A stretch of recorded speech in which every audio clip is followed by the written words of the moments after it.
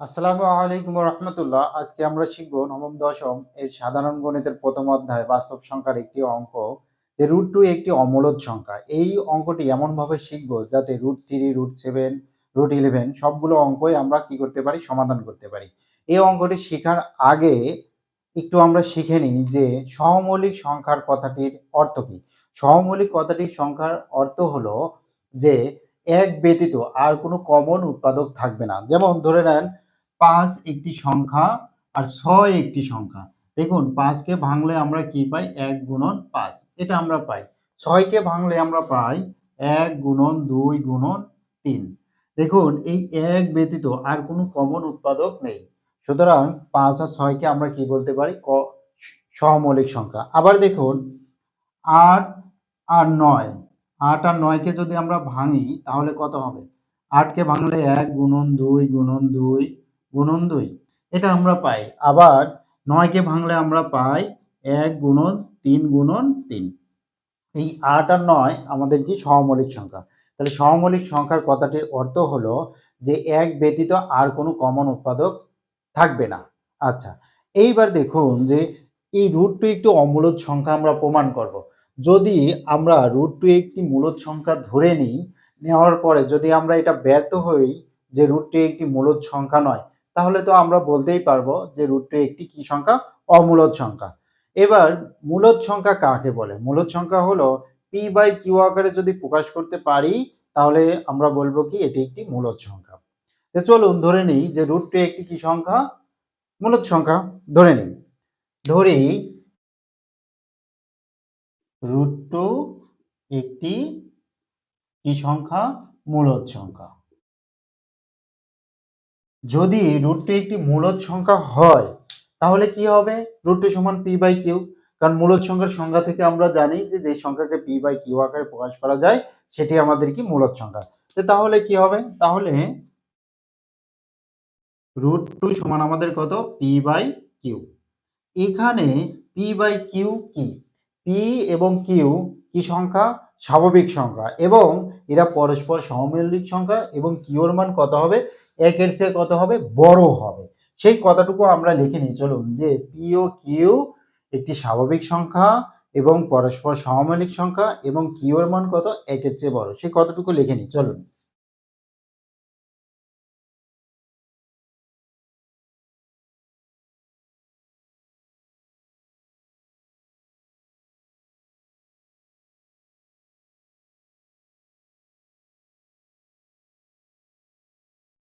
তাহলে আমরা এখানে কি লিখলাম, লিখলাম পি ও কিউ একটি স্বাভাবিক সংখ্যা এবং পরস্পর সহমৌলিক সংখ্যা হবে, এবং কি হবে, কিউ এর মান 1 এর চেয়ে কত হবে, বড় হবে। কিউ এর মান 1 এর চেয়ে বড় হবে। এবার চলুন যদি আমরা বর্গ করি তাহলে কি হবে, চলুন বর্গ করি। বা √2 স্কয়ার সমান p/2 p/কিউ হোল স্কয়ার, এটা আমাদের কি করলাম, উভয় পক্ষে বর্গ করলাম। তো লিখে নিই, বর্গ করে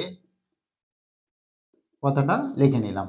এখন বর্গ করলে আমরা এখানে কি পাবো, রুট আর স্কয়ার কেটে যাবে, এ পাশে আমাদের থাকবে কি 2, এ পাশে আমাদের কি হবে, p²/q²। এবার আমরা কি করব, কিউ দ্বারা উভয় পক্ষে গুণ করব। তো চলুন কিউ দ্বারা উভয় পক্ষে গুণ করি। 2 গুণন কিউ সমান p²/q² গুণন কত আমাদের কিউ। এখানে কি করলাম, উভয় পক্ষে কিউ দ্বারা গুণ করে পাই, এটা আমরা লিখে নিই।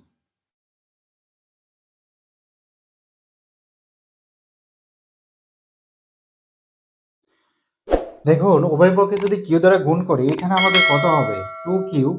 এপাশে আমাদের p² কত হবে, আমাদের কিউ। কেন, এখানে আমাদের কয়টা কিউ, এখানে আমাদের দুইটি কিউ, কিন্তু এখানে আমাদের দুইটি কিউ আর একটা কিউ, কাটাকাটি করলে নিচে কত থাকবে, একটি কিউ থাকবে। তা আমরা সেটাই লিখেছি। এখন দেখুন এইখানে কত আছে, 2q সমান p²/কিউ। এটা যদি আমি লিখি 2q সমান আমাদের কত, p²/কিউ, যেটা আমরা লিখেছিলাম এটাই আমরা লিখে নিলাম। এখন পরস্পর সহমৌলিক সংখ্যা ধরে নেই আমরা, p সমান ধরে নিই 6 আর q সমান আমরা ধরে নিই 5। এটা আমরা ধরে নিলাম। যদি ধরে নিই এখানে কত হয়, এখানে দেখুন এখানে আমাদের কত ছিল, 2q ছিল, 2 গুণন 5, এ পাশে আমাদের কি ছিল, p এর মান কত, 6, 6 এর উপরে স্কয়ার দিলাম, আর এখানে আমাদের কত, 5 লিখলাম। দেখুন এটা আমাদের পরস্পর সহমৌলিক সংখ্যা। 5 আর 6 কি সহমৌলিক সংখ্যা, 8 এবং 9 একটি সহমৌলিক সংখ্যা। এখানে আপনারা যে কোনো সংখ্যা দিয়ে করতে পারেন, কোনো সমস্যা নেই। এইটুকু আপনারা লিখবেন না, এটুকু আমরা বোঝানোর স্বার্থে করছি। দেখুন 2q সমান p স্কয়ার বাই q, এখানে যেটা ছিল এখানে লিখেছি আপনাদের বোঝানোর স্বার্থে। এখন q সমান আমরা কত ধরে নিয়েছি, 5 ধরে নিলাম। এবার আর p সমান আমরা কত ধরেছি, 6, 6 এর জায়গায় বসিয়ে দিলাম। আমরা p এর জায়গায় 6 বসিয়ে দিই, স্কয়ার দিয়েছি, q সমান আমরা 5 বসিয়েছি। এবার এ পাশে গুণ করেন, এ পাশে গুণ করলে কত হবে দেখুন তো, এ পাশে হবে আমাদের 10 আর এই পাশে আমাদের কত হবে 36/5। এ পাশে আমাদের কত হলো 36/5 আর এই পাশে আমাদের কত হলো 10। এখন যদি 36 কে আমরা 5 দ্বারা ভাগ করি তাহলে আমাদের কত হবে, 36 কে যদি 5 দ্বারা ভাগ করি 7.2। এখন দেখুন এই পাশে 10টা কিন্তু পূর্ণ সংখ্যা আর এই পাশে 36/5 এটা কিন্তু আমাদের পূর্ণ সংখ্যা নয়, এটা একটু ভগ্নাংশ সংখ্যা। তাহলে এক পাশে হলো আমাদের কি পূর্ণ সংখ্যা আর এক পাশে হলো আমাদের ভগ্নাংশ সংখ্যা, তাহলে তো এক হলো না। যদি পূর্ণ সংখ্যায় থাকতো তাহলে বলতাম যে পূর্ণ সংখ্যা আছে, এক পাশে হচ্ছে পূর্ণ সংখ্যা আর এক পাশে হচ্ছে কি ভগ্নাংশ সংখ্যা। সেই কারণে এটা সমান এটা তো হতে পারে না, সেই কারণে লিখবো যে এটা একটি পূর্ণ সংখ্যা আর এটা একটি ভগ্নাংশ সংখ্যা। যেটা আমরা পেলাম দেখুন এটা সমান আমরা কি পেলাম, পূর্ণ সংখ্যা পেলাম, কিন্তু এই পাশে যদি আমরা ক্যালকুলেশন করি দেখতে পাচ্ছি কি এটা একটা ভগ্নাংশ সংখ্যা। তাহলে এটা কিন্তু পূর্ণ সংখ্যা নয়, সেই কথাটি কি লিখি যে 2q একটি পূর্ণ সংখ্যা এবং p স্কয়ার বাই q একটি পূর্ণ সংখ্যা নয়। কারণটা কি, কারণটা হলো পি ও কিউ একটি স্বাভাবিক সংখ্যা এবং পরস্পর সহমৌলিক সংখ্যা এবং কি কিউ নয় গ্রেটার দেন 1, মানে কিউ এর মান 1 এর চেয়ে বড়, সে কতটুকু লিখে নি চলুন।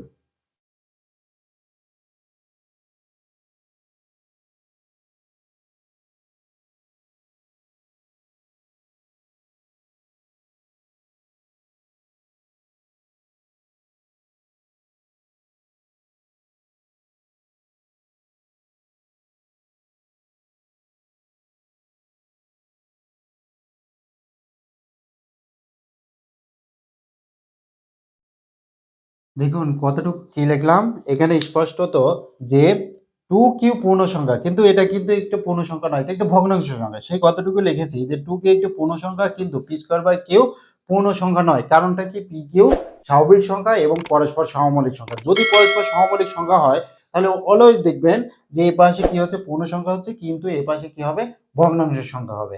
আশা করছি বুঝতে পেরেছেন। তাহলে আমরা এখন কি লিখবো, এটা সমান তো এটা হতে পারে না, সেই কারণে এটা লিখবো 2q not is equal to p square by q, এই কতটুকু লিখবো চলুন লিখি। সুতরাং 2q আমাদের কি সমান, কেটে দিলাম, কেটে দিলে কি হবে নট ইজিক্যাল টু, তাহলে 2q নট ইজিক্যাল টু আমাদের কি পি স্কয়ার বাই কিউ। এটা যদি আমাদের ভুল হয়, এটা সমান এটা যদি না হয় তাহলে আমরা যেটা ধরে নিয়েছিলাম এটাই তো ঠিক নয়, তাহলে আমাদের কি হবে √2 সমান পি বাই কিউ হতে পারে না।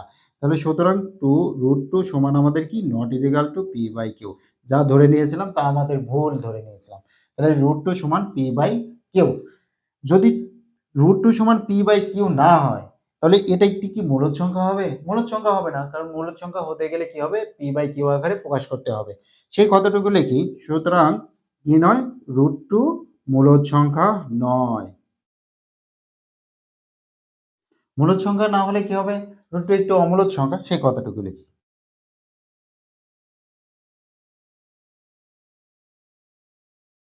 আশা করছি বুঝতে পেরেছেন, যারা বুঝতে পেরেছেন অবশ্যই চ্যানেলটি সাবস্ক্রাইব করবেন আর যারা বুঝতে পারেন অবশ্যই কমেন্ট করবেন এবং চ্যানেলটি সাবস্ক্রাইব করবেন। চলুন আবার আমরা বুঝিয়ে নিই। এখানে প্রশ্ন দেওয়া আছে যে √2 একটি কি সংখ্যা, অমূলদ সংখ্যা, √2 একটি অমূলদ সংখ্যা, এটা আমাদের প্রমাণ করতে হবে। যদি আমরা ধরে নিই যে এটি একটি মূলদ সংখ্যা এবং প্রমাণ করতে না পারি যে এটি একটি মূলদ সংখ্যা, তাহলে সেটা কি হবে, অমূলদ সংখ্যা হবে। সেটাই আমরা প্রথমে ধরে নিয়েছি যে √2 একটি কি সংখ্যা, মূলদ সংখ্যা। এখন মূলদ সংখ্যা হতে গেলে সেই সংখ্যাকে কি করতে হবে, পি বাই কিউ আকারে প্রকাশ করা যায়।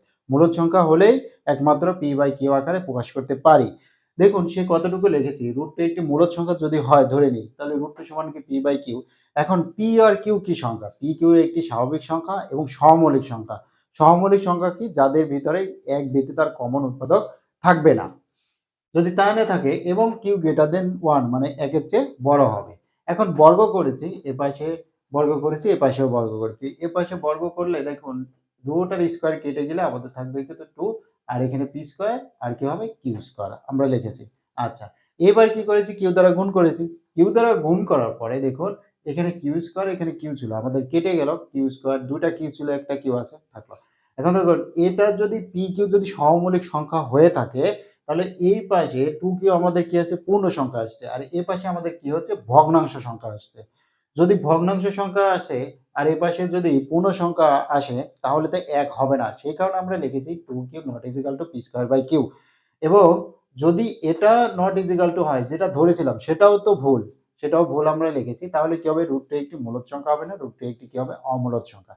এখন এইখানে যে কারণে আমাদের সমান হলো না সেই কতটুকু লিখেছি দেখুন, যে রুট কিউ এ পাশে আমাদের কি পূর্ণ সংখ্যা, এটা একটি পূর্ণ সংখ্যা নয়, কারণ পি ও কিউ স্বাভাবিক সংখ্যা এবং পরস্পর কি সহমৌলিক সংখ্যা, এই কথাটুকু লিখেছি। এখন যদি সমান নয়, কেন সমান নয় দেখুন, এটি একটি পূর্ণ সংখ্যা, এটি একটি ভগ্নাংশ সংখ্যা। এটি কেন পূর্ণ সংখ্যা? যদি আমরা সহমৌলিক সংখ্যা 5 আর 6 ধরে নিই, যে সহমৌলিক সংখ্যা 5 আর 6, দেখুন এক বৃত্তে আর কোনো কমন উৎপাদক নেই। আচ্ছা এ পাশে ছিল টু কিউ সমান পি স্কোয়ার বাই কিউ, আমরা ধরে নিলাম যে কিউ সমান কত 5 আর পি সমান 6, আপনি সহমৌলিক সংখ্যা যে কোনোটা ধরতে পারবেন যদি সহমৌলিক সংখ্যা হয়ে থাকে। তাহলে এখানে কিউ সমান কত 5 আর এখানে পি সমান 6, কিউ সমান 5 বসিয়ে দিলাম, বসিয়ে দিয়ে দেখলাম যে এ পাশে আমাদের পূর্ণ সংখ্যা আসছে, এ পাশে আমাদের ভগ্নাংশের সংখ্যা আছে, সেই কারণেই এক নয়। আশা করছি বুঝতে পেরেছেন। আজকের পর্ব এখানে শেষ করছি, সামনের পর্ব দেখার আমন্ত্রণ জানিয়ে আসসালামু Hey আলাইকুম। there. Subscribe to my channel and also press this bell icon.